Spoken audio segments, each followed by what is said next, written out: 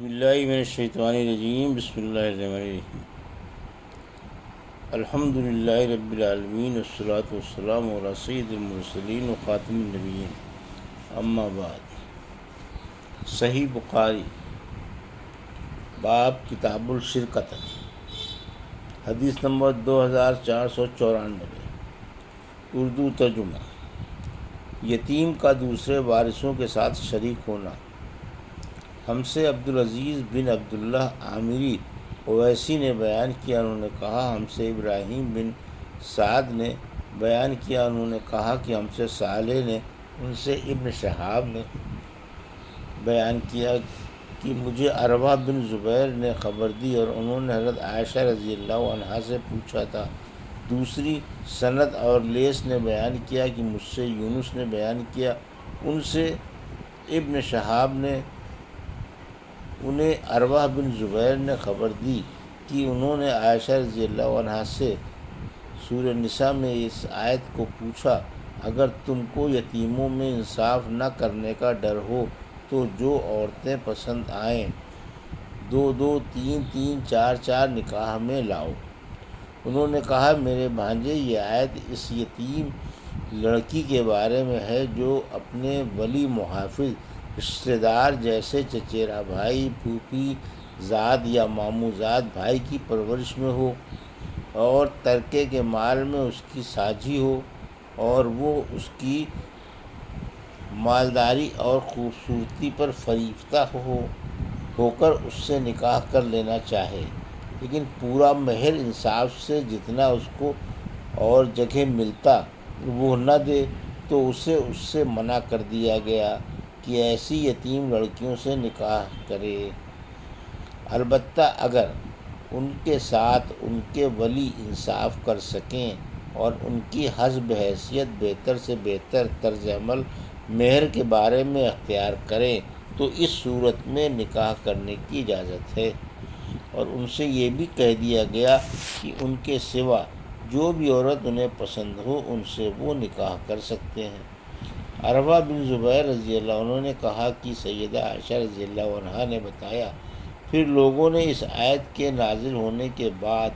ایسی لڑکیوں سے نکاح کی اجازت کے بارے میں مسئلہ پوچھا تو اللہ تعالیٰ نے یہ آیت نازل کی اور آپ سے عورتوں کے بارے میں یہ لوگ سوال کرتے ہیں، آگے فرمایا اور تم ان سے نکاح کرنا چاہتے ہو، یہ جو اس آیت میں ہے اور جو قرآن میں سے تم پر پڑھا جاتا ہے اس سے مراد پہلی آیت ہے، یعنی اگر تم کو یتیموں میں انصاف نہ ہو سکنے کا ڈر ہو تو دوسری عورتیں جو بھلی لگیں ان سے نکاح کر لو۔ حضرت عائشہ رضی اللہ عنہا نے کہا یہ جو اللہ نے دوسری آیت میں فرمایا اور تم ان سے نکاح کرنا چاہتے ہو، اس پر یہ غرض ہے کہ جو یتیم لڑکی تمہارے پرورش میں ہو اور مالدار اور جمیل اور مال اور جمیل کم رکھتی ہو، اس سے تم تو نفرت کرتے ہو، اس لیے جس یتیم لڑکی کے مال اور جمال میں تم کو رغبت ہو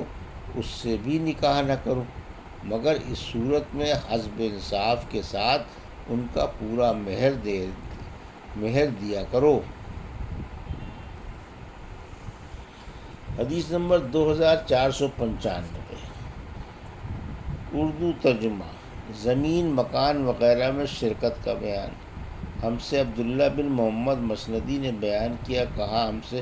حشام بن یوسف نے بیان کیا، کہا ہم کو معمر نے خبر دی، انہیں زہری نے، انہیں ابو سلمہ نے اور ان سے جابر بن عبداللہ رضی اللہ عنہ نے کہا کہ نبی کریم صلی اللہ علیہ وسلم نے شفا کا حق ایسے اموال، یعنی زمین، جائیداد وغیرہ میں دیا تھا جن کی تقسیم نہ ہوئی ہو، لیکن جب اس کی حد بندی ہو جائے اور رائے بھی بدل دیے جائیں تو پھر شفا کا کوئی حق باقی نہیں رہے گا۔ حدیث نمبر 2496، اردو ترجمہ۔ جب شریک لوگ گھروں وغیرہ کو تقسیم کر لیں تو اب اس سے پھر نہیں سکتے اور نہ ان کو شفا کا حق رہے گا۔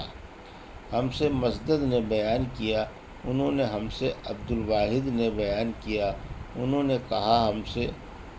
مسمر نے بیان کیا، ان سے زہری نے بیان کیا، ان سے ابو سلمہ نے اور ان سے جابر بن عبداللہ رضی اللہ عنہ نے کہا کہ نبی کریم صلی اللہ علیہ وسلم نے ہر اس جائیداد میں شفا کا حق دیا تھا جس کی شرکا میں ابھی تقسیم نہ ہو، لیکن اگر حد بندی ہو جائے اور راستے الگ ہو جائیں تو پھر شفا کا حق باقی نہیں رہتا۔ حدیث نمبر 2497 اور 498۔ اردو ترجمہ۔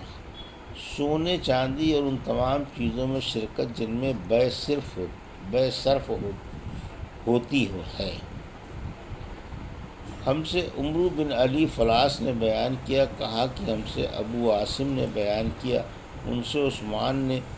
جو اسود کے بیٹے ہیں کہا کہ مجھے سلیمان بن ابی مسلم نے خبر دی، انہوں نے کہا کہ میں نے ابو المنبال سے بے صرف نقد کے بارے میں پوچھا تو انہوں نے کہا کہ میں نے اور میرے ایک شریک نے کوئی چیز سونے اور چاندی کی خریدی، نقد پر بھی اور ادھار پر بھی۔ پھر ہمارے یہاں برا بن عازب رضی اللہ عنہ آئے تو ہم نے ان سے اس کے بارے میں پوچھا، انہوں نے کہا کہ میں نے اور میرے شریک زید بن ارقم نے بھی یہ بیع لی تھی اور ہم نے اس کے متعلق رسول کریم صلی اللہ علیہ وسلم سے پوچھا تھا تو آپ نے فرمایا تھا کہ جو نقد ہو وہ لے لو اور جو ادھار ہو اسے چھوڑ دو۔ یہ تھی صحیح بخاری باب کتاب الشرکتہ کی حدیث نمبر 2494 سے 2498 کا اردو ترجمہ جو ابھی آپ نے سماعت فرمایا۔ اللہ سے دعا ہے کہ اللہ ہمیں ان حدیثوں کی صحیح سمجھ عطا فرما اور ان پر عمل کرنے کی توفیق عطا فرما، آمین یا رب العالمین۔